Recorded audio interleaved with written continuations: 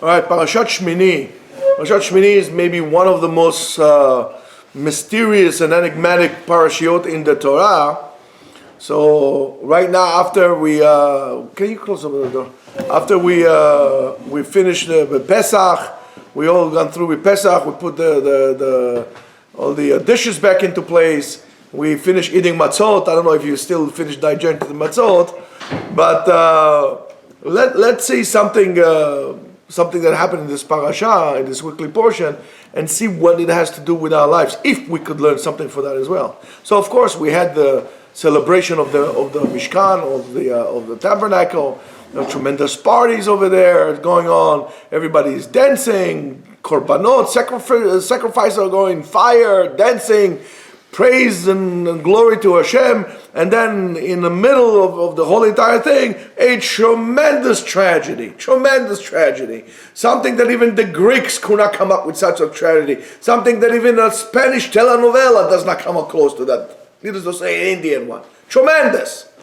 The two people, the children of Aaron, they're supposed to be the leaders of the people, all of a sudden are dead. They're doing something and they die. That's a horrible thing. The nation is shocked. And what's going on here? So of course in anything, like in anything else that it says in the Torah, or anything that has to do with the Torah, we have to have a measure of balance, and we need to have a measure of a process in life. Everything in the Torah is based on, or the key words are balance and process. And it's very important to understand that. Remember when I told you, one of the concept that I had for the yeshiva is commitment, dedication, and balance. The most important thing, and maybe the most difficult thing, is to have balance in life. I didn't say boredom, I said balance in life. It's very hard to do. We live very unstable. And I'm going to tell you something else as well. I really strongly believe that since we are so in a state of such of unbalanced state that we all at, as individuals first of all, that in return causes an imbalance in the world as well and in our society around us. So therefore, as long as you are not balanced and you're not in peace with yourself, there's not going to be peace in the world. And that's something that we need to understand, and what we're going to do about it, and we'll talk about it maybe some other time. So we know that everything has to be balanced, and we know that everything is a process. From the beginning of the universe, of the first segment, not even day, the first segment of creation until today, it's an ongoing process. So we need to understand that everything in the world is a process. So the road that we are going to take and the path that we're going to take is a very difficult path. There's always like little hiccups on the roads and so on and so forth. Almost like a person who goes on a journey. When you go on a journey, so they show you the end of the road and say, okay, you have to go from here to there. So on paper, it looks nice. It looks like fine. It looks good, you know. Even if you're going to do a trip, you know, with a car, you're going in a car, you're overlanding. Those of you who overland and don't do internships, you know, it looks good. But once you get in a car, you start driving, there's difficulties. There are difficulties. And there are thorns, and there are thistles, and there are rocks, and there are potholes, and there are breakage, and so on and so forth. But that's only, you only discover that after you start walking. I love those people who travel all over the world from the sofa at home, or like on Google. They just go over the place. It's like anything else. You gotta commit yourself to that. You want to learn how to make a bonfire.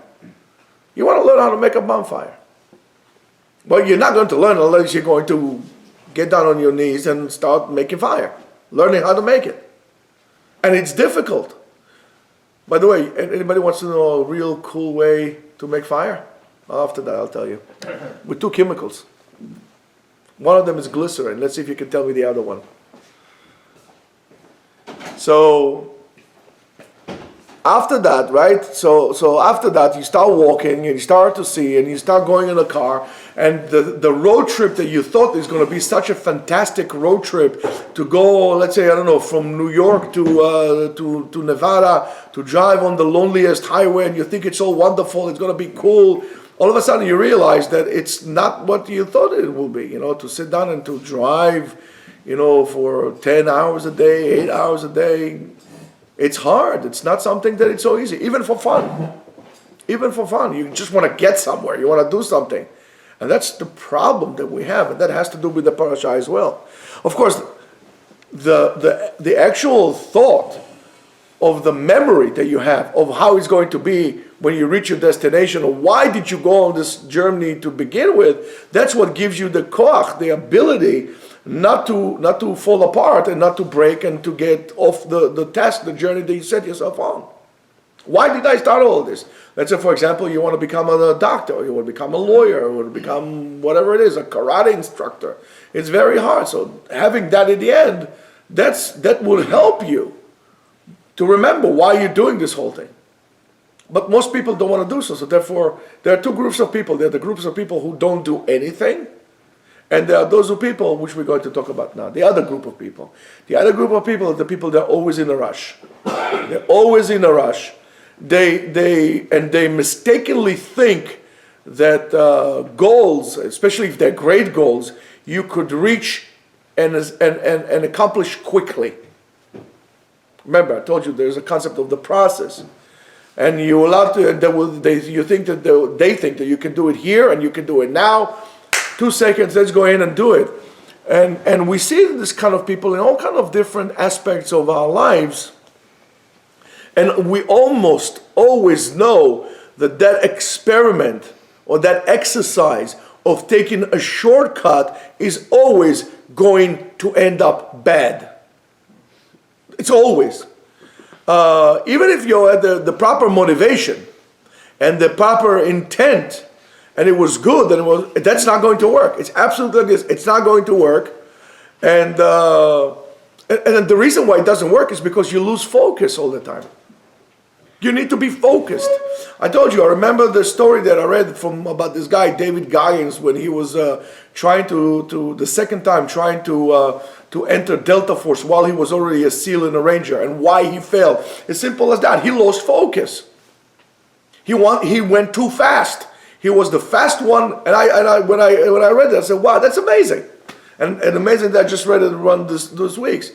He was running too fast, not paying attention to his map. He was too arrogant to stop and to go like this, and he failed. And he failed. He didn't become a Delta Force operator because of that. And that's what happened to most of us. So you got to be careful when you're trying to take shortcuts.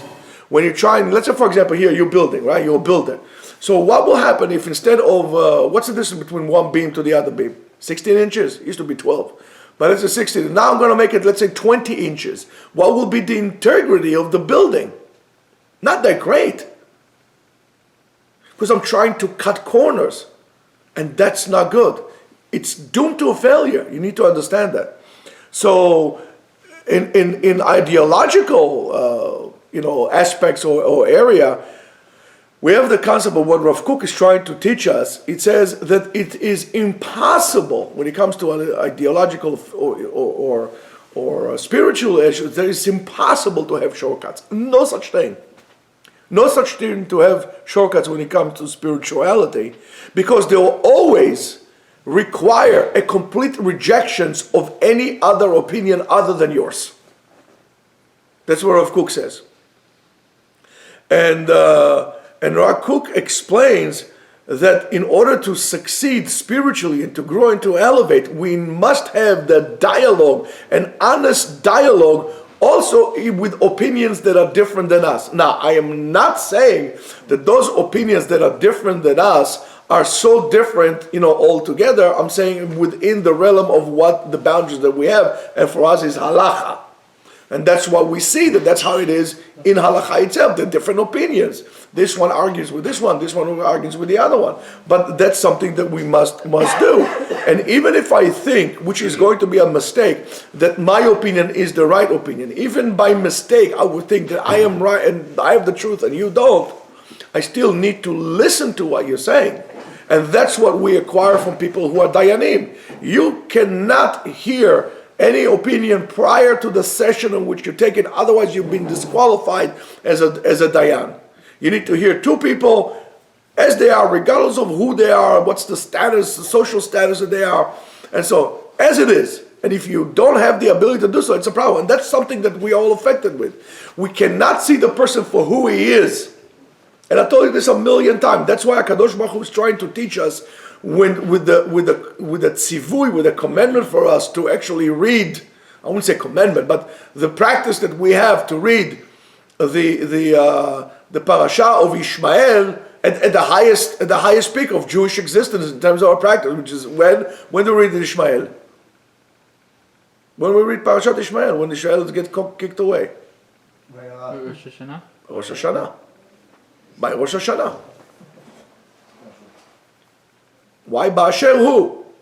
You don't take up all the production you have on the person. See the person for who he is, standing in front of you right now. And a truth, as we see, is a very, very difficult and very complex things, more than just black and white and so on and so forth. So that's why when you try to make the process shorter, even those or most of the people who will try to make it shorter will come to become frustrated. It's going to be painful for them. They're going to suffer through that, and they're not going to achieve their goal. Now that goes to anything, whether it's a religious aspect, whether it's a national. There has to be a process. You can't jump the process. And I know that there are certain aspects of Jewish people that like to cut down the process, and that is, I want Mashiach now. That doesn't apply. That's cutting the process. There is a reason why we're in Galut, and we need to understand that, and that's what the limud that we're learning from him. And the pasuk says the following. And in our parasha, that's maybe the most noticeable or known example of that you can skip the process, or you can take shortcuts. And it says the following: Vayavo Moshe ve'Aaron el Ohel Moed, vayetzeu vayevarchu et ha'am, vayere kivod Hashem el kol ha'am. Right, and they came to the thing, and everybody saw him coming out. Vatetze esh milifnei Hashem. And a fire came from God, ותאכל על המזבח את העולה ואת החלבים, ויראו כל העם וירונו על פניהם. And that's when God, the fire came and consumed the thing. ויקחו בני אהרון, נדב ואביהו, איש מחתתו, and they took their spatula, whatever it was, ויתנו בהם אש, and they put fire on it, וישימו עליה קטורת, and they put incense on top of that, ויקריבו לפני השם אש זרה, a foreign fire. אשר לא ציווה אותם, in which they were not commanded, ותצא האש מלפני השם ותאכל אותם, and they were consumed and they died, right, לפני השם, ויאמר משה אל אהרון, הוא אשר דיבר השם, לאמור בקרובה יקדש על פני כל העם, אכבד בידיהם, ואכבד, מה זה? אכבד וידום אהרון. And when he told them, Aaron became quiet. So there are very difficulties. With that statement, with what exactly happened here, and everything that we said so far is just an introduction to this. Very difficult. I'm not going to go through all the difficulties, but the first point that we have is the severity of the punishment. The severity of the punishment that was death is not so clear from the pasuk, and is not so clear and understood to begin with. It says, "Vayakrivu lifnei Hashem esh zara," and they brought upon Hashem a foreign fire, shalot tziva otam Hashem, in which God has not commanded them. Vatitzei ha'esh milifnei Hashem, and the fire came from Hashem. They brought it to Hashem, and that fire came from Hashem and consumed them, and then they died in front of Hashem. It's really misunderstood, and it's really opaque. We don't understand. And the Mefarshim try in very various ways and approaches to actually deal it, to see what's going on here. So we can find in the Midrashim a certain feelings of, okay, I understand why, and so on and so forth, for this great pain or sympathy for the great pain of Aaron. It says, "V'chi lifnei Hashem metu," they died in front of Hashem. אלא מלמד, it teaches us שקשה לפני הקדוש ברוך הוא בשעה שבניהם של צדיקים מסתלקים בחייהם. It was hard for הקדוש ברוך הוא. It sounds like an excuse, but it's hard for הקדוש ברוך הוא when the children of big tzadikim are dying. Okay? And that's, by the way, it's in Midrash Shimoni, in Parashat Shemini, you can look at it over there. And even more so, this wandering and this lack of understanding, the Midrash brings the following. Titus HaRasha, Titus, the wicked one, entered the Holy of Holies, and then he ripped 2 parochot, 2 curtains, V'yatza b'shalom, and he came out in peace. Nothing happened to him. ושני בניו של אהרון נכנסו להקריב ויצאו שרופים, and they came to sacrifice, and they were burnt out. So, if we're going to try to look at this, so let's see what they did, Nadav and Avihu did. בארבעה מקומות, in 4 different places, it says, מזכיר מיתתן של נדב, it mentions their death of Nadav and Avihu, ומזכיר סרחונן, and it says why they went bad. And all that is why, the Midrash says, להודיעך שלא היה בידן אלא אותו העוון בלבד. To teach us that the only sin that they have was that. Until that point, they were perfect. Amar Rabbi Eliezer HaModai, Rabbi Eliezer HaModai says, why is that? שלא ייתן פתחון פה לווי העולם, not to give a chance for the heretics.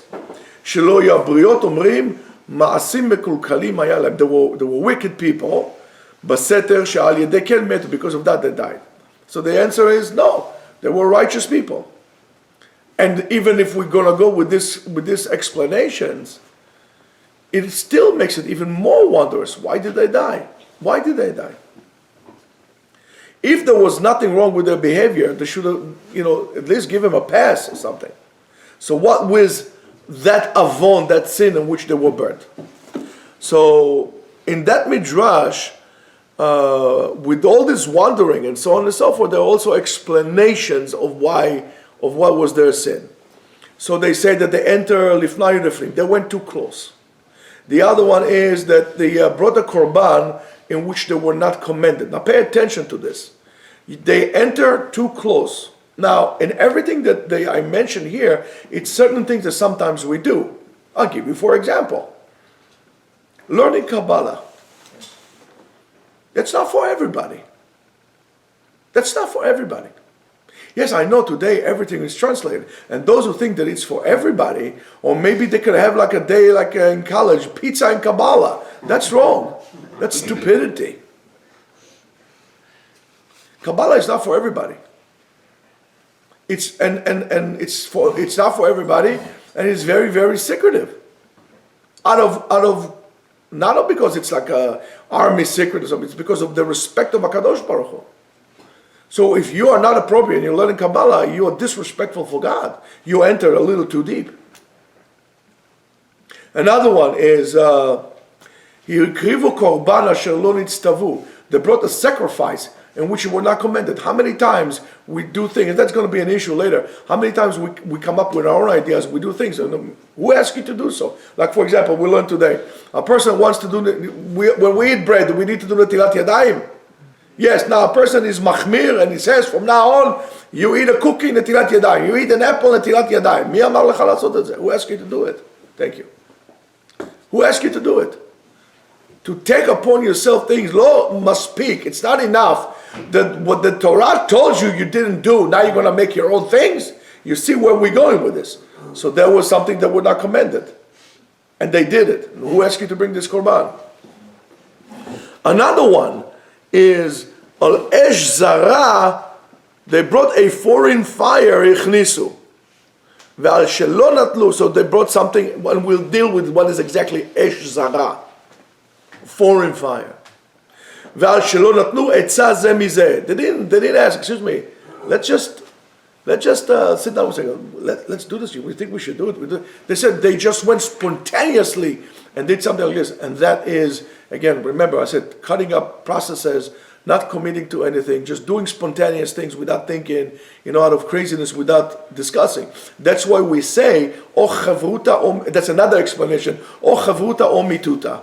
If you don't have a chavruta, I don't care who you are, you're going to fail. It's going to be death for you. Your chavruta brings you life.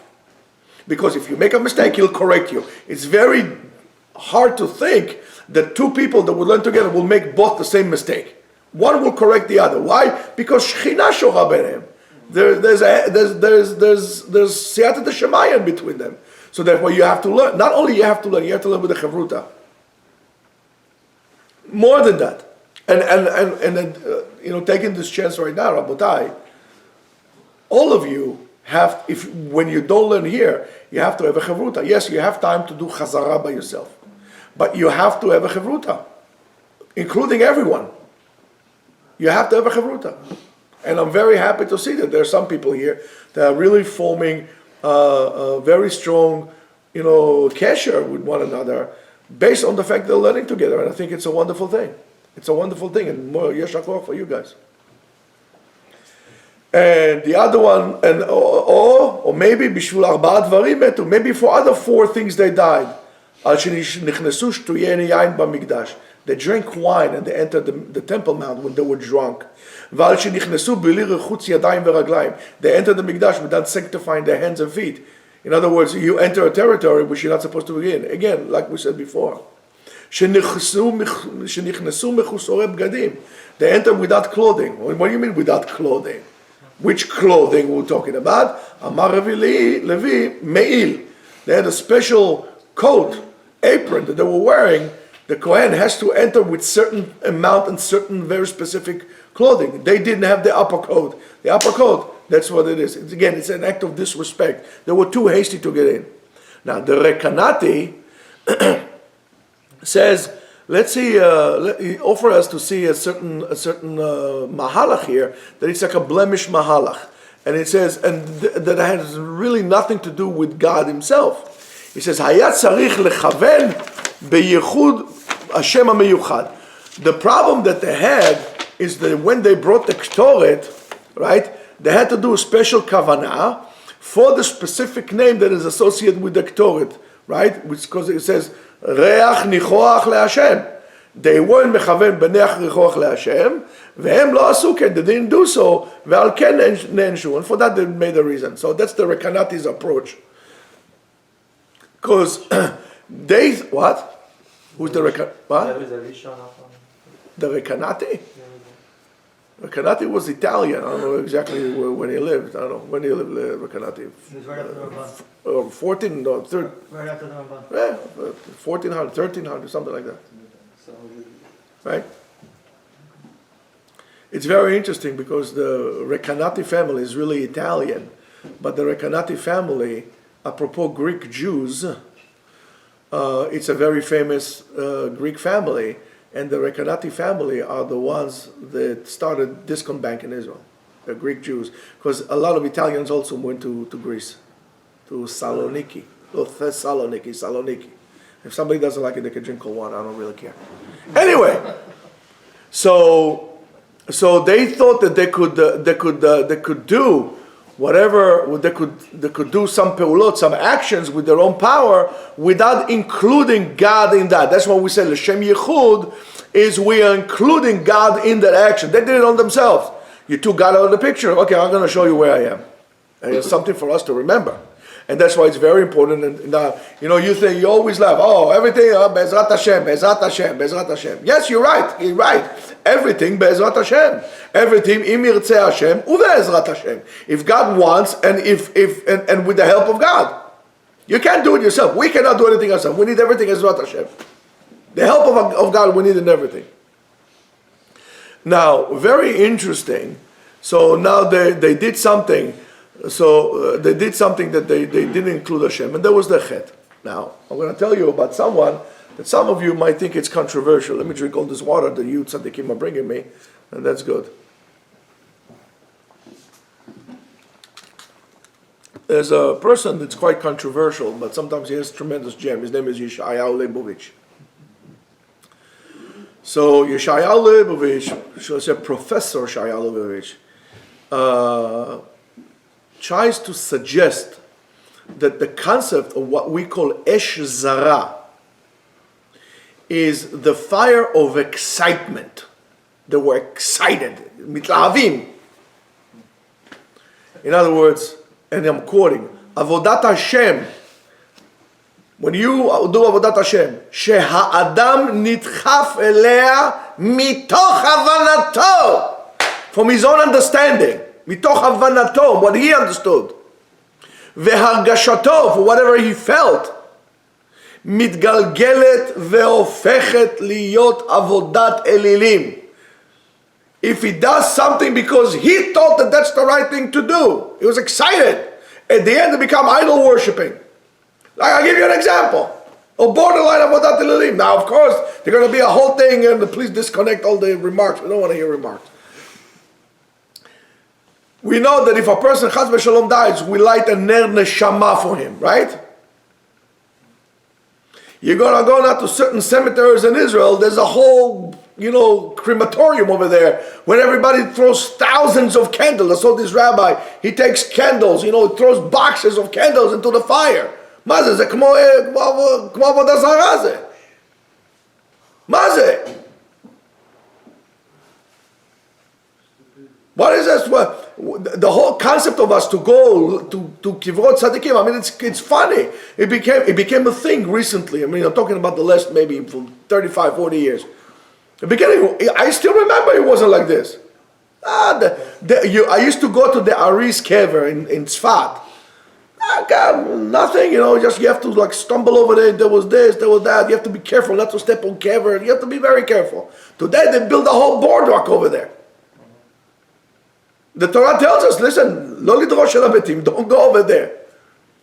What's going on is crazy. So beitlahavut, that we go into that tzaddik, all of a sudden we can turn something into something very bizarre. God forbid if the Rambam would see us doing this, it will throw us from the mountains down. So bitlahavut, that you want to do what you thought, not what the Torah thought. That's why it's important, Rabotai, to learn. Because if you don't learn, you're going to make mistakes. You're going to think that that's the right thing to do, and all of a sudden you're going to make a mistake, and that's going to be avodat elilim. Sha'arei lema'aseh, practically speaking, adam zeh, when you do so, mikoach ha'itlahavut shelcha, from your own excitement and your own understanding and your own feelings, he says, and that's what's the problem. מתכוון לספק את עצמו. Your actions that are doing are not geared towards Hashem. They are geared towards your satisfaction, fulfillment of your needs. And that is Avodah Zarah. I remember what my Rebbe told me. He said, if a person davens, and he's making a competition with the guy next door, to who davens slower, who shakes more, who does this, right? זה לא מתפלל, or he wants everybody to wait for him because זה לא מתפלל להשם, he said to me, זה מתפלל לעצמו. He says, that's how Avodat Elilim starts. When you pray to Hashem, the whole world doesn't exist around you. Should be pashtuta gashmiyut. So you want to, let's say I want to daven, I want to impress Ari. So guess what? Who am I praying for? For me? For Hashem or for Ari? That's the way it works, and that's what he says, which is very, very, very, very interesting. He says, and that has nothing to do for the reason of ritual to Hashem and the Torah. So when the pasuk tells us esh zara, right? That's what it means. It's like that's a fire, the fire of excitement that at the end is going to be, those practices are going to be foreign to Judaism. Mamash kach. Mamash kach. And that's the whole thing that we have with conservative and reform and all the other branches that, they do it for themselves. They don't do it for the sake of, not even for the sake of Am Yisrael. That's the problem. And then you get a different religion. Now don't forget, we still have the process that we said about before. Now, Esh Zara, and sometimes you could change the word. מה זה זורע? לא זורע, לזרות. מה זה זרה? זרה. מה זה זרה? Yeah. What happens when you do that? You throw it up in the wind and it separates it. You throw, pay attention. You throw it up to the wind, zoreh, okay, right? You throw up into the wind, and then the wind comes and blows all the husks, and the shafts, whatever it is, and that's called zoreh, winning, right? So pay attention. Let's play on this a little bit. Esh zara, a fire. I'm going to tell you, a fire that is not appropriate. Any kind of action that we do that is not appropriate in the given rituals that we have of Hashem, not even from a halachic point of view or any kind of point of view, is a fire that separates. What does it mean, esh zara? What does it mean to separate? So we say here that this is a fire that is not concentrated. Yo avodat Hashem, or avodat Hashem, lo tasur min hadavar asher yerucha, you should not sway from whatever you were told, yamin or small. Whatever they tell you, you gotta go straight on the path. You gotta be focused and concentrated like a laser beam. Concentrate like a laser beam. When you have esh mezara, it's unfocused, it's unconcentrated. You don't know who you're doing it for. So therefore, when it goes like that, and the fire is out of control, that's when we have a fire. When the fire is out of control, there's no control over the fire. And and something like this could be, and you saw it when you went out west. You know, I'm sure that the forest fires that they had there many times are just like a mistake. Some hiker went on the mountains. He didn't mean to. He didn't follow the appropriate, call it fire rituals, and all of a sudden he got a forest fire. It wasn't necessarily intentional. You had good intent. You want to make up soup or something to eat, and you're overlanding over there.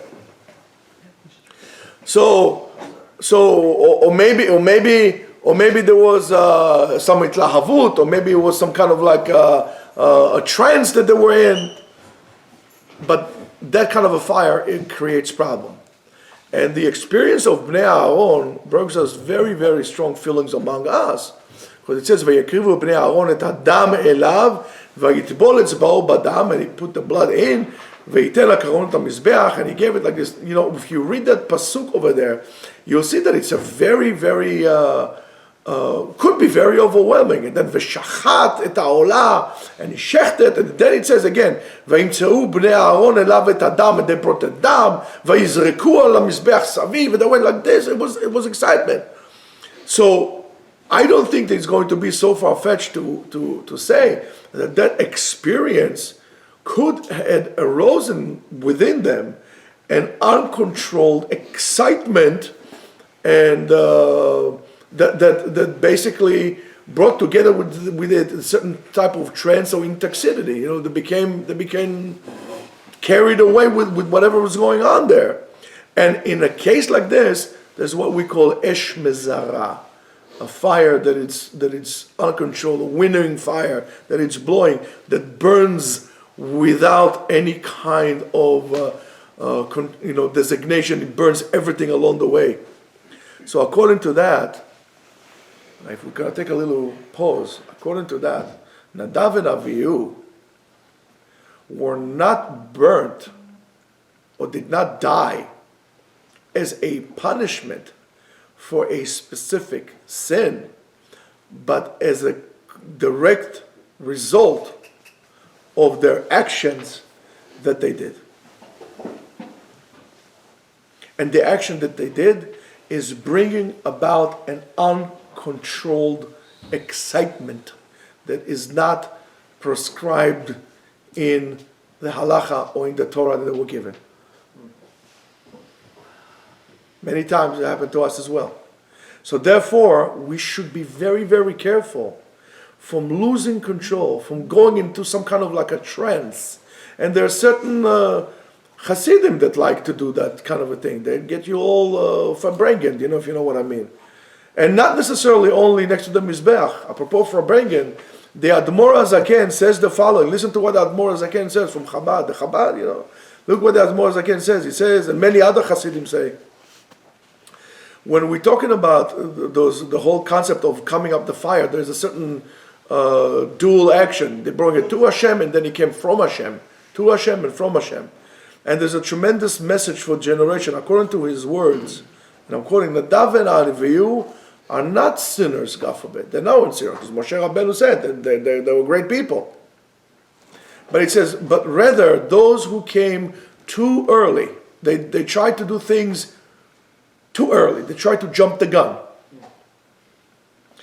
And it says, Esh Hashem tetzeh v'tochal et hakorban ha'nitzeh lefanav. The fire from Hashem came and they ate the korban. And then, how could this fire could become a fire that eats even the tzaddikim? That fuzzy little warm fire that we all like, how could it be a death fire? Right? It says, and we have to remember that fire could also become Esh Ochla. Now that will seem very interesting because we could say, if a person learns Torah, and he learns Torah appropriately, what do we say? Ofechet lo lesam chaim. It becomes an elixir of life. And if he learns that shelo lishma, ofechet lo liot sam hamavet, poison. And so how could it be? So if you learn it for the sake of Torah, you want to learn it and you want to do the right thing and so on, and follow the derech of Hashem, that becomes a way of life for you. That's become samachayim for you, an elixir of life. But if you want to use the Torah for power, for influence, for anything else that besides of serving Hashem, that's going to become samamavet to you. It's the same fire. The Torah is the same fire that Nadav Avihu bring. And therefore, even when we learn Torah, that's I said to you before, we have to learn with the Chevruta. So they were positive. The sons of Aaron were very positive. They were excited. They were positive. But it's such an excitement that does not take into account the overall mahalach, the overall process does not reach through that excitement, does not reach to a form of a process. It becomes a double-edged sword. You have to commit yourself to the process. Think about building Bet HaMikdash. Think about the redemption, as they say. Now, if you look at what Moshe Rabbeinu told them to Aaron, it says yes, they were krovim, they were close to Hashem. However, when you want to redeem the whole entire people, because they wanted to have more fire, so HaKadosh Baruch Hu would be more happy with them, because we did ask you for that, even for the benefit of the people. But when you didn't want to do it for the benefit of the people, you just want to help the tzaddikim, you just want to help the righteous people, that fire will consume them as well. That process of redemption has to include everybody. And we should not be hasty. There's a lot of work to do. If we don't want to be mistaken with running in front of the camp from some kind of like a messianic excitement and so on and so forth, and uncontrolled and unbalanced, pursue, of course, because we don't want to do so, we have to commit ourselves to the process. If we want to run and not to be disappointed, and to feel horrible excitement and feelings and so on and so forth, again, we have to be committed to the process. The same thing as a person, lehavdil, if a person knows that he wants to become a black belt, or he wants to become a concert pianist, he has to go through the process. It's a process. You can't become Arthur Rubinstein by sleeping over a night and putting CDs under your head. It's a process. It will take you years. Anything in life is a process. And when you're too hasty and you skip in the process, or you neglect, or you're doing things you're not supposed to, you are going to fail. Everything in life is like that. It doesn't mean you should not act. But while you're acting, you should not forget why you're doing so. Don't lose focus for what you're doing. So the process of Geulah, what we're going to say, okay, that's what the Satmar Rebbe wrote in Vayoel Moshe. Don't be hasty. Rega. Am Yisrael needs to come b'tshuva.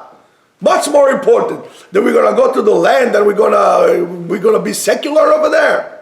For crying out loud, what's the point going to Israel and bring the galut with you over there, or being secular in Israel.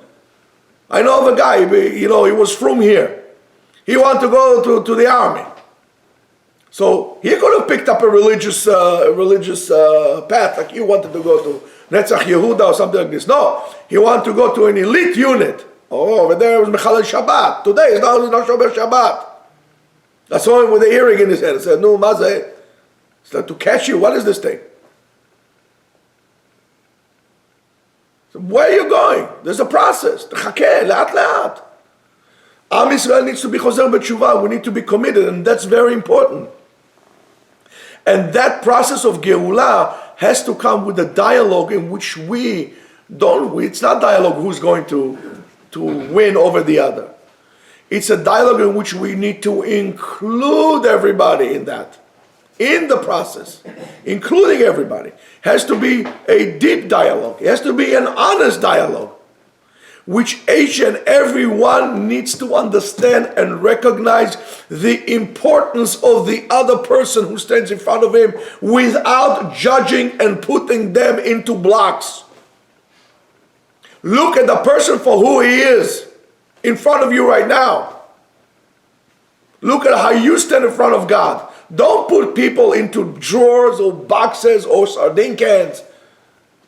He's a Jew, and we won't be able to finish the process if we don't have everybody with us. And we must have everybody with us. We can't say, oh, machpati, those secular Jews, Mashiach comes, they're all gone. Chas v'shalom to say that. Rabotai, yesterday was the Holocaust Day. And in Auschwitz, they didn't care if you were the son of a Rebbe or you were a son of a heretic. It's a lesson for you to remember. We have to include every Jew, and every Jew is important. Of course, we have to put them together and be focused on the beam of Torah. But in the beam of Torah, as long as you know the boundaries, you can do Shita Kazot, and you can do this one, and you can do like Magen Avraham, and you can do like the Gra, you can do like the Rambam. It's all okay. You want to keep Rabbeinu Tam on Shabbat, keep Rabbeinu Tam. You want to do like Rav Moshe Feinstein, say like Rav Moshe Feinstein. You want to do like Shitat HaGeonim, do whatever, fine, as long as you do something on the same thing. And look at the punishment that the German gave us. They put us all on one track. They put us on train. Train doesn't go zigzag. All of you on the car together in the track. Because you didn't want to live together, you're going to die together.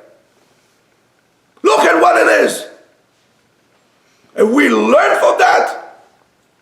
Have we learned from that lesson? We still everyone to his own. Making up things, making up stories. That's called Esh Zara, a fire that separates.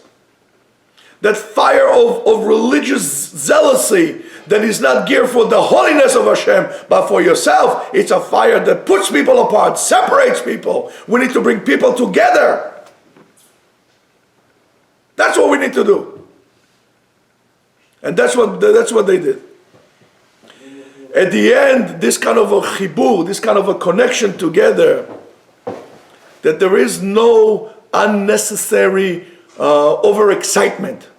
There is progression, an idea, focus, dedication, and beyond all, complete balance. Instead of shortcuts that are going to be the Esh Zara, the separating from us, we should have confidence, bitachon, in emunah, in the proper process, in order for this fire not to become an Esh Ochelet, but different fire, Rabotai. Esh tamid tukad ala mizbeach lo tichbeh. The fire that we all bring in together, the fire of Korban Tamid, is always going to be together. That Korban Tamid, all Am Yisrael joins in. That is what we're going to bring on the altar for Hashem. If you want to bring a sacrifice to Hashem, a Korban, you're going to bring your togetherness. Don't bring God goats and sheeps. God doesn't like shish kebab or doner kebab. HaKadosh Baruch Hu wants our togetherness. And from now on, between now and Shavuot, let's all work, each one of us, on a small scale, a small task of bringing people together. Bringing people together in the Torah, bringing people together to the yeshiva. Let's not judge people, let's bring people on board. Shabbat Shalom.